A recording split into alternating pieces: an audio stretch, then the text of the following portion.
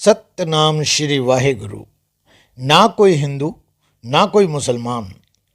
पंजाब में एक शहर है जिसका नाम है सुल्तानपुर लोधी। 500 वर्ष पहले यहाँ एक नवाब का शासन था जिसका नाम था दौलत खान लोधी। गुरु नानक जी के बहनोई जयराम जी इस नवाब के पास नौकरी करते थे। कुछ दिनों के लिए नानक जी को उन्होंने अपने पास बुला लिया। जब नानक जी सुल्तानपुर पहुंचे तो जयराम जी उन्हें नवाब से मिलाने के लिए ले गए। नवाब ने उन्हें देखा तो देखता ही रह गया। उनका भोला वाला चेहरा, कुछ पाने को व्याकुल आंखें, कुछ बोलते होठ, मस्तिष्क पर चमकता हुआ तेज, यह सब देखकर नवाब बहुत प्रभावित हुआ। वह गुरु नानक जी से बोला, आप मेरे पास काम करना पसंद करेंगे? हाँ, यदि काम मेरी पसंद का होगा तो करूँगा। कैसा काम आपको पसंद होगा? नवाब ने पूछा।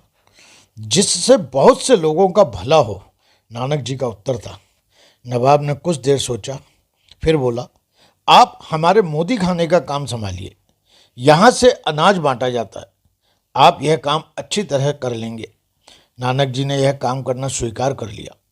वे अपने काम को बहुत अच्छी तरह से करते थे, परंतु जो रसद उन्हें अपने लिए मिलती थी उसे वे ज़रूरतमंदों में बांट देते थे। एक बार की बात है, नानक जी किसी को रसद तौल कर दे रहे थे। अपने तराजू से 12 बार तौल चुके। जब 13वीं बार तौलने लगे तो मुख से निकला 13। 13 का एक मतलब होता है 13 और दूसरा मतलब है तुम्हारा, अर्थात परमात्मा का। बस नानक जी की रट 13 पर ही लग गई। 13 कहकर उन्होंने ना जाने कितनी रसद उसे तौल दी। लोगों ने नवाब से शिकायत की कि नानक जी तो मुगदी खाने को लुटाए दे रहे हैं, पर जब जांच पड़ताल की गई तो रसद पूरी निकली। नानक जी पास में ही बहती हुई बेई नदी का स्नान करने जाया करते थे। एक दिन वे स्नान करने के लिए गए और 3 दिन तक वापस नहीं आए। घर में सभी को बहुत चिंता हुई। लोगों ने सोचा शायद नानक जी नदी में डूब गए, पर उनकी बहन नानकी कहती थी, मुझे विश्वास है कि मेरा भाई जीवित है। उसे तो अभी संसार में बहुत बड़े बड़े काम करने हैं, भूली भटकी जनता को सही रास्ता दिखाना है, वह भला कैसे डूब सकता है? 3 दिन बाद नानक जी एकाएक प्रकट हो गए। लोगों में खुशी की लहर दौड़ गई।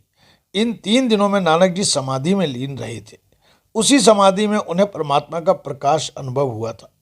लोगों ने बड़े आश्चर्य से देखा कि उनका रंग रूप पूरी तरह बदला हुआ है। उनका मुखमंडल प्रकाश से चमक रहा है, उनकी आंखों से अद्भुत ज्योति फूट रही है और उनके मुख से लगातार निकल रहा है, ना कोई हिंदू ना कोई मुसलमान।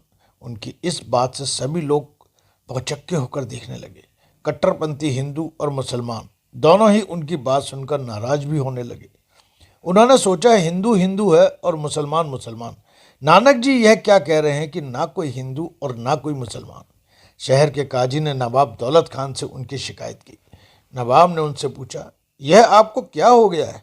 आप कहते हैं कि ना कोई हिंदू है और ना कोई मुसलमान है, इसका मतलब क्या है? नानक जी ने कहा, मैं इंसान और इंसान में भेद नहीं मानता। परमेश्वर के दरबार में मनुष्य की पहचान उसके अच्छे गुणों के कारण होती है, ना कि हिंदू या मुसलमान होने के कारण। नवाब के पास ही शहर का काजी बैठा हुआ था। उसने कहा, क्या आप यह जानते हैं कि एक मुसलमान को खुदा की दरगाह में सिर्फ इसलिए जगह मिल पाती है क्योंकि वह मुसलमान है? नानक जी ने कहा, मैं यह नहीं मानता कि किसी को केवल मुसलमान होने के कारण ही खुदा की दरगाह में जगह मिल सकती है। अपने आप को मुसलमान कहने वाले ऐसे कितने हैं जो सच्चे मुसलमान हैं। सच्चा मुसलमान अपने संतों द्वारा बताए धर्म का पालन करता है, वह गरीबों की मदद करता है, रब की रजा में खुश रहता है, सभी जीवों पर रहम करता है। ऐसा व्यक्ति ही मुसलमान कहलाने का अधिकारी है। उन्होंने फिर कहा, दूसरों पर दया का भाव ही ऐसे मुसलमान की मस्जिद है। धीरज ही उसका मुसल्ला है जिस पर बैठकर वह नमाज पढ़ता है। ईमानदारी की कमाई ही उसकी कुरान है। बुरे कर्मों के प्रति लज्जा अनुभव करना ही उसकी सुन्नत है। सील ही उसका रोज़ा है। उसके अच्छे कर्म ही कावा है और सच्चाई ही उसका पीर है। काजी ने पूछा, और 5 वक्त की नमाज के बारे में आप क्या कहते हैं? गुरु नानक जी ने कहा, एक सच्चे मुसलमान की पहली नमाज उसकी सच्चाई है, ईमानदारी की कमाई उसकी दूसरी नमाज है, खुदा की बंदगी तीसरी नमाज है, मन को पवित्र रखना उसकी चौथी नमाज है और सारे संसार का भला चाहना उसकी 5वीं नमाज है। हे काजी, जो ऐसी नमाज पढ़ता है वही सच्चा मुसलमान है। उनकी बात सुनकर काजी बहुत सोच में पड़ गया। वह रोज नमाज तो पढ़ता था, पर उसका मन इधर उधर भटकता रहता था। इतने में शाम की नमाज का वक्त हो गया। गुरु नानक जी सहित सभी लोग मस्जिद में आ गए। काजी खड़ा होकर नमाज पढ़ने लगा। जब नमाज पूरी हो गई तो नवाब ने पूछा, आपने नमाज क्यों नहीं पढ़ी? गुरु नानक जी हंस दिए हैं और बोले, नमाज पढ़वाने वाले काजी का मन तो कहीं और था। काजी ने बड़े आश्चर्य से पूछा, कहाँ था मेरा मन? गुरु नानक जी बोले, काजी जी की गाय ने अभी बछड़ा दिया है। उनके घर के अहाते में एक बड़ा कुआं है। बछड़ा खुला हुआ था। काजी लगातार सोच रहे थे कि बछड़ा कहीं कुएं में ना गिर जाए। इन्हें तो बछड़े की चिंता सता रही थी, नमाज में इनका मन ही नहीं था। काजी और नवाब बड़े आश्चर्य से उसकी ओर देखने लगे। और नवाब साहब, गुरुजी बोले, आपका मन भी नमाज में नहीं था। जब आप नमाज पढ़ रहे थे, आपका मन काबुल में घोड़े खरीद रहा था। क्यों, ठीक है ना? नवाब ने दूने आश्चर्य से उन्हें देखा। काजी और नवाब दोनों ही सोच रहे थे कि उनके मन की बात गुरुजी को कैसे पता लगी। सत्यनाम श्री वाहिगुरु। फ्रेंड्स, हमारे चैनल पर आपको श्री गुरु नानक जी के ऐसे ही सच्चे किस्से मिलेंगे।